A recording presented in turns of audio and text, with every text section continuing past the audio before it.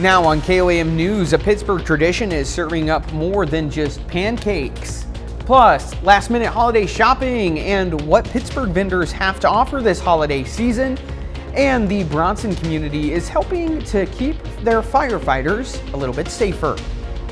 The four states' most watched news starts now.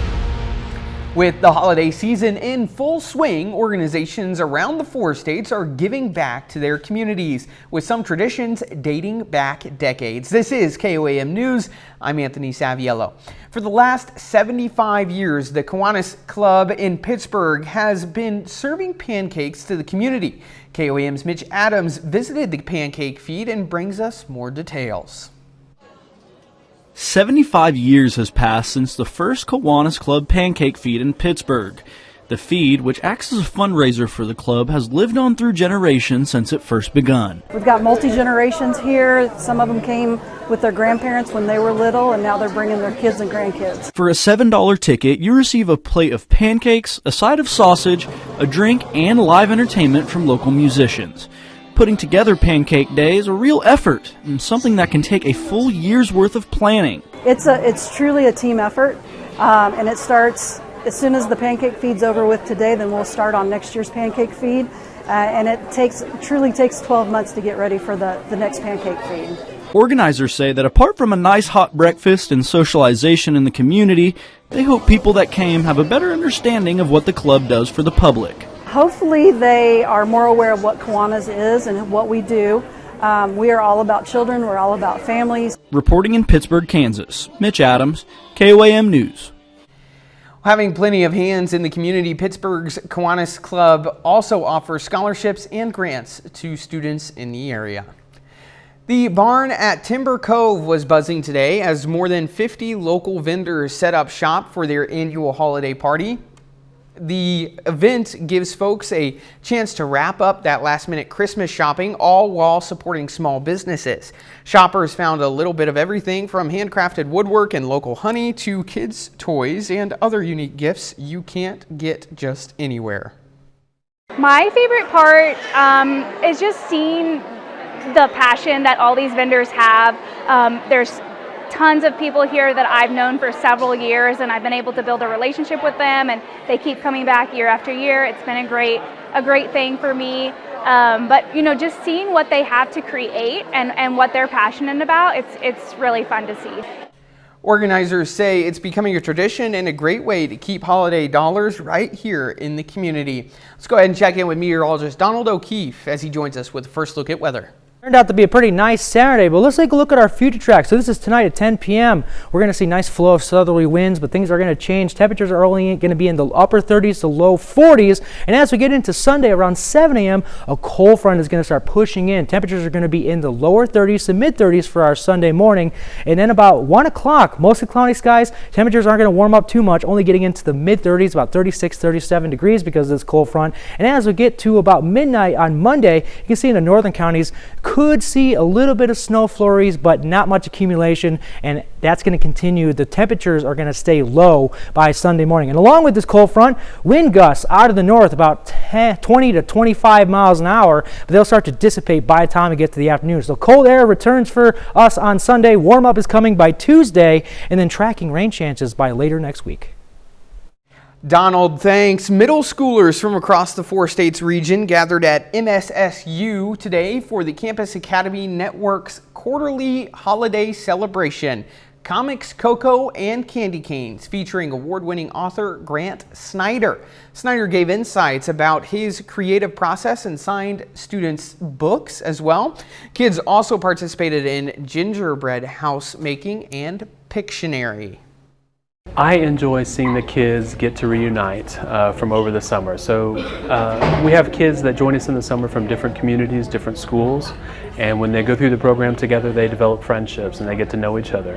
And so when they're able to get back together at the quarterly meetups, they get to reconnect and see their friends from the summer. So current CAN students could enter to win prizes such as a drone and more. Well, the Bronson community came together today for a long-standing tradition supporting the volunteer fire department. Funds raised will help add more LED lights to their trucks, making them safer and more visible during nighttime emergencies.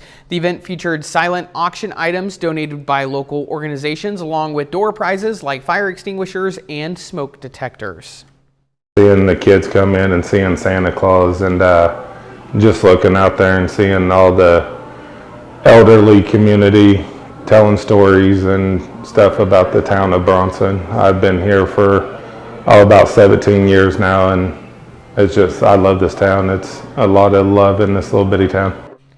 Organizers say the event has connected generations, and they're hoping more people will volunteer or donate to keep the tradition going. Coming up, a 132-year-old time capsule is revealing the secrets early Kansas left behind. We'll show you what the community discovered. But up first, a major shift in cervical cancer screening could help save more lives. What new options women now have, that's coming up.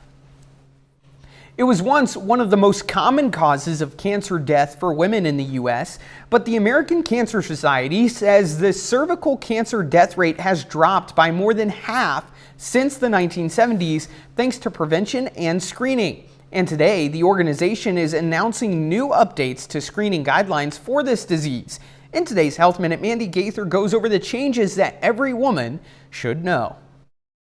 First, the bad news. In the U.S. this year alone, it's estimated that more than 13,000 new cases of invasive cervical cancer will be diagnosed, and more than 4,000 women will die from the disease. But the good news is those numbers have dropped dramatically over the years, but not everywhere. There's wide disparities in this country amongst cervical cancer rates, and particularly in rural areas, and particularly in the rural South, we continue to see many women presenting to physicians with advanced cervical cancer. That's why the American Cancer Society is releasing these new guidelines today for cervical cancer screening aimed at reducing deaths from the disease. While the traditional method of a pap smear every 5 years remains the preferred screening method, there's now an acceptable option for women at average risk who don't want a pelvic exam. Taking one of 2 FDA-approved self-collection tests is now recommended every 3 years, as long as the results are negative through age 65. We know, particularly if it's difficult in making an appointment, some women may have privacy concerns initially. So we do think having the ability to have FDA-approved tests every 3 years for self-collection is a wonderful other option. For women older than age 65 who have had adequate prior screening and not otherwise at high risk, screening is no longer recommended by the organization. If you're at higher risk because you have HIV disease, you have immunosuppression, your screening should be done with the work through a physician. For Health Minute, I'm Mandy Gaither. The FDA approved tests that detect cancer-causing types of human papillomavirus or HPV in the cervix, use a swab or brush to collect the sample. And while the patient does it on their own, the FDA says it must be done in a healthcare setting, such as primary care offices, urgent care pharmacies, and mobile clinics. Donald is next with a complete look at the forecast, and later, neighbors came together for a rare glimpse into the past as a 132-year-old time capsule tells its story at last. Turned out to be a pretty nice Saturday, but changes are coming for Sunday. A cold front's going to be pushing in. Let's take a look at a look ahead right now. Like I was saying, cold air is going to return to our area for Sunday, but a warm-up is coming for us on Tuesday and Wednesday. But I also will be tracking some rain chances that should be coming in by about Friday, Saturday of next week. So let's take a look at our future track for tonight through Monday morning. So this is Saturday tonight at 10. Temperatures are going to be in the upper 30s, lower 40s, mostly cloudy skies, but there's that cold front starting to push in Sunday morning around 7 a.m. Temperatures about low to mid 30s for the area, but we're not going to warm up too much. We're going to see temperatures stay around that mid-30s, about 36, 37 degrees by that 1 o'clock hour. Mostly cloudy skies for our Sunday. And as we get to about midnight Monday, you can see in those northern counties, they could possibly see just a few snow flurries, not any accumulation, but we could just see a little bit of snow flurries in the air. And then for our Monday morning around 7 a.m. temperatures in the lower 20s. So it's going to be pretty cold over the next couple of days. Along with this cold front, we could see some wind gusts as well. So this is Sunday at 7 a.m. Winds out of the north 20 to 25 miles an hour. And then as we go through Sunday, those are going to start to dissipate as we get into about Monday morning, really starting to dissipate. So really the winds are only going to be there for Sunday morning through the afternoon. So if you're planning your day for Joplin, 35 degrees at 7 a.m., only warming up to about 37 degrees by about that 3 to 4 o'clock hour, but mostly cloudy skies along with some winds as well. Let's take a look at our Indigo Sky and Casino Resort cam. This was from earlier, so a little bit of nice sun setting happening right now. Nice colors out there, but not too bad before the cold front starts to push in. But let's take a look at our upper level flow. So this is for the next week. This is Sunday. Right now we're having those colder winds, that cold front pushing in. The same will go for Monday. We'll warm up a little bit again by Monday, staying on the drier side. Then by Tuesday and Wednesday, still staying dry, but we're going to be warming back up into the 40s and even 50s by Wednesday. And then by Thursday, a system will start to interact with our area a little bit, maybe bringing some rain chances, but I'm going to say it's going to stay north of us. Colder temperatures for our Thursday, and even by the time we get to Friday into Saturday, you can see this system over by Michigan, then cold Arctic air behind it, dropping temperatures back down below freezing and possibly having rain chances. Let's take a look at that close up. So this is Sunday. Temperatures, like I was saying, in the low to mid 30s, staying dry. Monday, temperatures warm back up to the mid 40s, so staying on the drier side, not too bad. Same thing for Tuesday. Temperatures are going to be in the mid 50s, so definitely a nicer Tuesday. And same thing goes for Wednesday as well. Mostly cloudy skies for Wednesday. Temperatures still in the mid 50s, so not too bad. There's that system Thursday I was talking about that will bring in that colder air, but we'll still see temperatures about the lower 50s for our Thursday as that system is going to stay north of us. And then there's that next system coming in Friday into Saturday, dropping temperatures back down around that freezing mark for Saturday at 7 a.m. Wow, look at those, about upper single digits basically for Saturday with that. I want to talk about something cool. Gemini's meteor shower, that's going to be basically December 4th through the 24th. Peak is going to be the 13th and 14th. It's going to, like I said, it's going to be ending by the 24th, up to 120 per hour, so not too bad. Taking a look at our 7 to 10 day here, we're going to see temperatures drop into the upper 30s for Sunday, getting up to the 50s by Tuesday before rain chances return by later next week.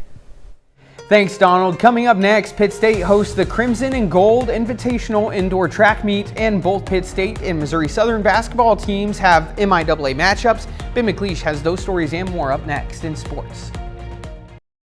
A window into the past opened Thursday in Kansas. After 133 years, a time capsule placed inside the cornerstone of the Franklin County Courthouse was finally unsealed. Ryan Gamboa has the story. Curiosity lingered on democracy's front porch, anxiously awaiting the unveil of over a century of mystery. I would think they would be full of accounts of challenges. All at one local historian's fingertips. For me to get to be the person to take that out, I was kind of verklempt, to be real honest. Newspapers, Bibles, and pictures, relics from 1892 left by Franklin County settlers and founders, for their posterity, giving a glimpse into Kansas's former frontier. It's amazing. It's really amazing. Thursday was about a community's connection as one to better understand the Ottawa tribe's local influence, early Civil War significance, and even the measly penny. I think the penny was ironic. I can't wait to see that old coin. Put another penny back in that box and pull it out in 100 years, and